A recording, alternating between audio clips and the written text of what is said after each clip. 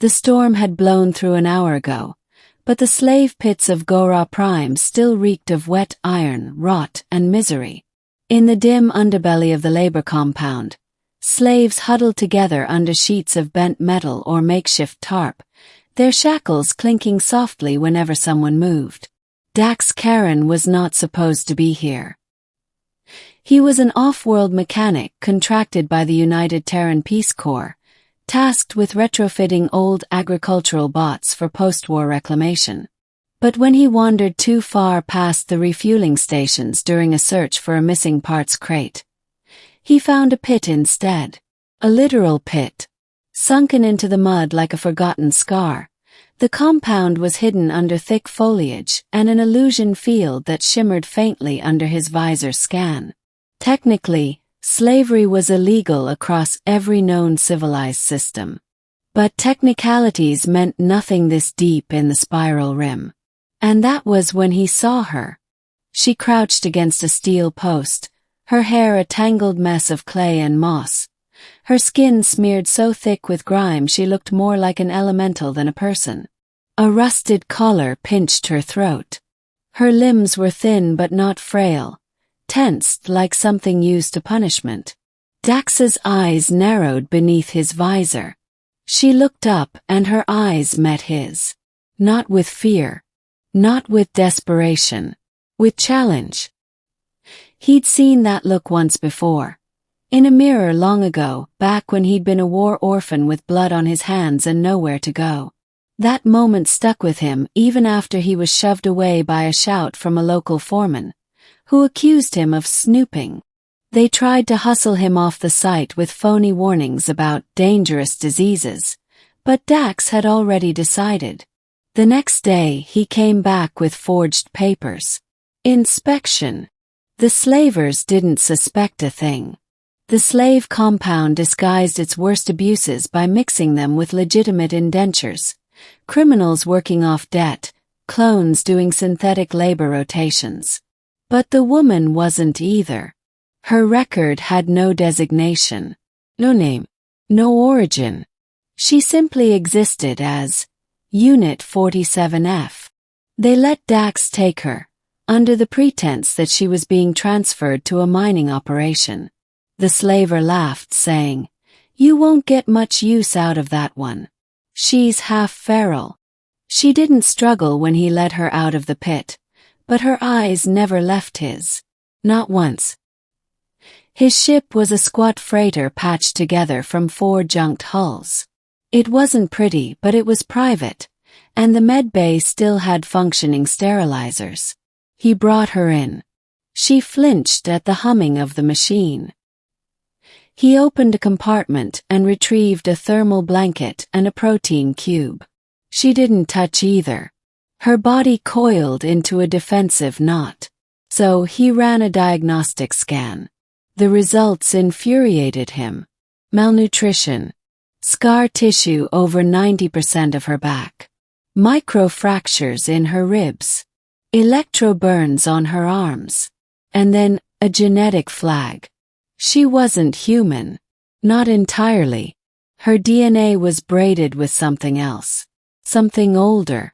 A genetic marker he hadn't seen since the Nalvari War. Nalvari. One of the last remaining hybrids. A forgotten enemy. Or ally. Depending on your view of history. "Let me clean you up," he said softly. She didn't speak. But she didn't resist either. The basin filled with steaming water as he set the synth soap to neutral pH. She stood there, arms at her sides, watching him as though unsure if this was part of some elaborate torture ritual. He knelt beside her. "I'm not going to hurt you," he said. "You have a choice." Her lips parted. Crack. Dry. A breath came but no words. So he dipped the cloth in water and reached out, slow, deliberate. She flinched but allowed it. The first swipe revealed skin like polished pearl beneath the filth. Not white. Iridescent. Ethereal. Veins shimmered faintly with a violet hue, like the colors seen in deep nebulae. More of the grime came off with each pass. Beneath the mud and dried blood, the creature before him wasn't beastly at all. She was breathtaking. Her body bore ancient patterns, tattoos or natural markings, etched like starlight across her shoulders. Dax paused, entranced, then turned his eyes away out of respect. He finished the cleansing, letting the water drain before wrapping her in the thermal cloth. "My name's Dax," he said. "You're safe now." Still she didn't speak. But the hardness in her gaze began to thaw. Over the next week, she stayed in the medbay, eating in small, ravenous bites. He ran her scans again. The burns were healing. Her hair had been cut and cleaned, revealing fine, intricate tendrils near her temples, sensory filaments dormant for now. He tried talking to her, telling stories, joking. Eventually, she began responding in gestures. Nod. A small shake of the head. On the 8th day she spoke. Her voice was hoarse but melodic. "Why? Why what?" he asked. "Why would a human wash filth?" "You weren't filth," he said. "You were just buried." She looked away. "My name was taken. Do you want a new one?" She considered. "You may give it." Dax looked at her, thoughtful. "How about Alira? It means light reborn in Old Terran." She blinked slowly. "Alira," she repeated, tasting it. "Yes." With time she regained strength. Her posture straightened, no longer coiled in defense but fluid, poised. Her Nalvari heritage had been buried under layers of neglect and abuse, but it hadn't been destroyed. She began learning Terran script. She read manuals, studied ship controls. But she refused to leave the freighter. Dax knew why. The galaxy wouldn't be kind to someone like her. So he made a decision. They would leave Gora Prime. For good. Their first jump took them to the edge of the neutral sectors, where Terran colonies mingled with free ports. Dax used old contacts to update his ship's registration and get new credentials, for both of them. To the officials, Alira was a recovered clone with retrograde amnesia. No one questioned it. But others were watching. In a small dockside bar, two uniformed figures entered, scanning the crowd. Nalvari. Purebloods. Dax saw them before Alira did. Their eyes locked. Recognition flared, and confusion. They approached. Alira stood to meet them, her frame tall now, unbroken. The taller of the two warriors stepped forward. "You are one of the lost." Alira nodded. "We thought your line extinguished," the warrior said. "You were taken by slavers during the fall?" She said nothing. Dax stepped between them. "She's under my protection."